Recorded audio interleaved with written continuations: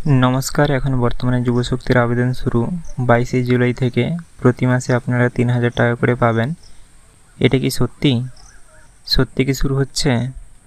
চলুন তাহলে দেখে নিই বিস্তারিত সঠিক তথ্যটা। চলুন তাহলে ভিডিওটা শুরু করা যাক।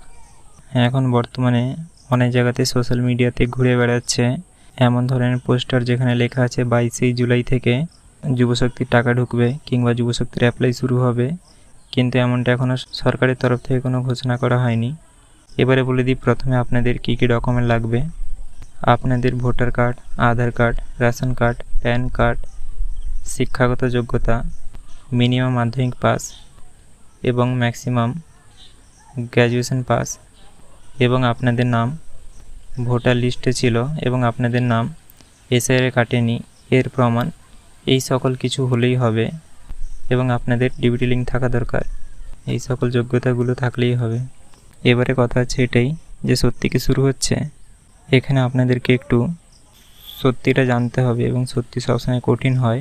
এখনও পর্যন্ত বর্তমানে সরকার কোনো রকমভাবেই যুবশক্তি নিয়ে কোনো আপডেট দেয়নি। কেবল বাজেটের সময় বলেছিল, সেটাও ওই অক্টোবর থেকে শুরু হবে।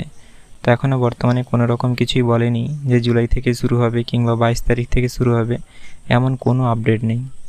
আপডেট আসলে অবশ্যই আপনাদের সঙ্গে শেয়ার করব, তাই আপনারা চ্যানেলটা সাবস্ক্রাইব করে রাখতে পারেন।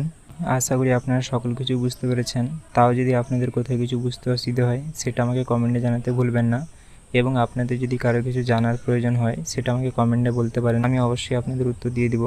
পুরো ভিডিওটা দেখার জন্য আপনাদের অসংখ্য ধন্যবাদ। ভিডিওটা যদি আপনাদের ভালো লেগে থাকে তাহলে হাইপ, লাইক এবং সাবস্ক্রাইব করতে ভুলবেন না, এবং আপনারা যারা ফেসবুক পেজ থেকে দেখছেন ভিডিওটা, পেজটাকে ফলো এবং লাইক করতে ভুলবেন না।